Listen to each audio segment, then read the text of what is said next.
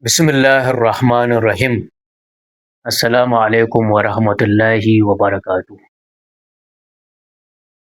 Muna a ranaku na tunawa da Imamul Hussein alaihi salam wanda nake so mu tattauna wani kuɗa daga cikin darasan da za mu ɗauka a wannan madarasa mai girma, wato kula da addini. Idan muka kalla Imamul Hussein alaihi salam daga sha'air nashi, za mu ga yana cewa mene?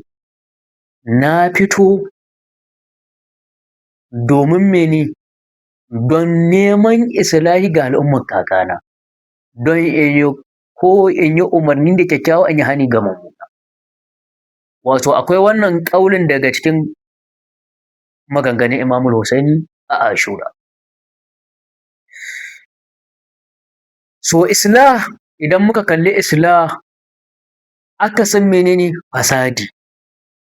Wato Imamul Hussein alaihi salam ya kalla wani lalaci ne, ya kalli wata ɓaraka, ya kalli wani ɓarna da za ta auku mene? A addinance. Sai ya zamana mene? Da shi da ahalinsa da sahabbansa suka zama fansa ga wannan addini. So don haka bai kamata a matsayinmu na musulmi a yau ba, na mabiya Muhammad sallallahu alaihi wa alihi, mu yi sakaci cikin addininmu ba. Na faɗi haka saboda ina kallon sakaci da gasken gaske da muka yi a addinanci. Yau mun yi sakaci, mahaifanmu, abokananmu, ‘yan uwanmu da mu kanmu, wanda ya kamata mu dawo hayyacinmu. Idan muka koma baya, za mu ga a'immanmu ahlul bait alaihimu salam, tun daga kan Imamul Mahdi, daga kai Imamu Ali alaihi salam, har zuwa kan mahaifin Imam Mahdi, wa'innan bayan Allah mutum biyu ne kawai suka zama mene? Sun hau kujera irin ta manzo Muhammad sallallahu alaihi wa alihi da dukkan al'umman musulmi. Imamu Ali ya zama khalifa bayan wasu sun gabace shi, a bisa nassi shi ne ya cancanta, amma mene? Bai taso ya ce dole sai ya yi irin abin da Imamul Hussein ya yi ba. Imamu Hassan ya yi ƙasa da shekara ne, musulmi duka sun yarda da cewa ya yi shugabanci irin na Annabi Muhammad sallallahu alaihi wa alihi, amma Mu'awiya ya matsa masa dole sai da ya haƙura. Sulhu suka yi da Mu'awiya, wato ƙarƙashin wannan sulhun har bayan babu Imamu Hassan tsawon shekara 10, Imamu Hussein yana rayuwa tare da Mu'awiya. Bai taso ya aikata irin abin da ya aikata ba a Ashura. Saboda mene? Waɗancan duka bai ga cewa mene ba, yanzu idan suka zama da sun zauna a wannan wurin kamar rugujewa ne na addini ba. Amma Yazidu, idan ka koma tarihi, yaya za ka kalle shi? Waye Yazidu a tarihi? Yazidu a tarihi mutum ne mai wasa da birai, mutum ne mai wasa da kare, mutum ne renon shan giya.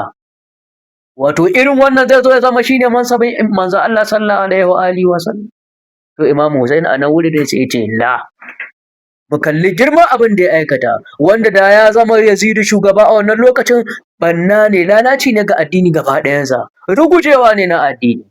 So Imamu Husaini ya yi wannan kallon, ya ce irina ba zai yi ma irin Yazidu mubaya ba zai yiwu ba. So ceto ne a wannan wuri. Idan muka zo yau, za mu iya buga misali, mu kalli yau Iran tare da kafiran duniya. Riƙo da addini ne da suka yi, ya sa suka zama mene?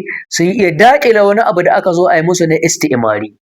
Suka daƙile abin da aka so a yi musu na a raunata su, a ƙasƙanta ƙasarsu, a lalata musu ƙasa. So albarkacin riƙo, mun ƙi ko mun so, wato masu addini su ne sahun gaba. Su suka tseratar da Iran da Iraniyawa a yau.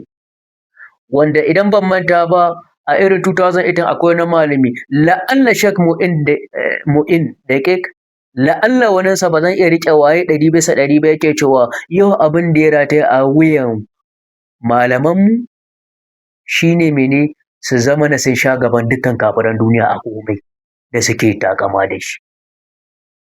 Wato in ƙara da ce mana duk wani malami da muka sani na shi'a a yau wanda yake bisa hatti na wilayatul faqih, wato menene a dunkule ita wilayatul faqih din ne, shine ya zama na malami faqihi, shine wanda zai ja ragamar al'umma, shi zai shugabance su a al'amuransu a addinance. To dukkansu suna da ra'ayin cewa ya kamata su sha gaban kafirai a komai. Menene kafiran da suke takama da shi a yau? Ba ƙere-ƙere ba na makamai da jiragen da muke kallo Iran yadda ta kaɓar da su a yau. So har wa yau su waɗannan da suka yi sa'ayinsu ba fa su fa sha gaban waɗancan ba 100% muna kallo, amma da suka yi sa'ayi sai Allah subhanahu wata'ala ya dafa musu. Ya dafa musu har yau kuma suna yunƙuri wanda insha Allah zuwa gaba sai sun sha gaban kafiran duniya a babin hatta a jirage sai ya zama na Amerika ne ko wani Amerika a cikin kafiran duniya ba ta isa ta sha gaban wanda waɗannan suke da shi ba. Sawa'un Iran ne ko wajen Iran waɗanda suka yi aiki bisa sa'ayinsu. So ba tare da na tsawata ba yana da kyau mu dawo a hayyacinmu har da mu ta kallon addini har gobe kamar mu bar mashi a matsayin na gidadawa. Muna da sakaci haƙƙan a nan wuri da. Kar mu kalli addini kamar ƙauyanci, kar mu kalli addini kamar wanda bai san goben shi ba mara tunani. So addini bai hana mana komai ba, addini ya ba mu komai. So Imamul Husaini madarasarsa mun kalli muhimmantar da addini, mun kalli raya addini. So insha Allah zan dakata a nan. Wassalamu alaikum wa rahmatullahi wa barakatuh.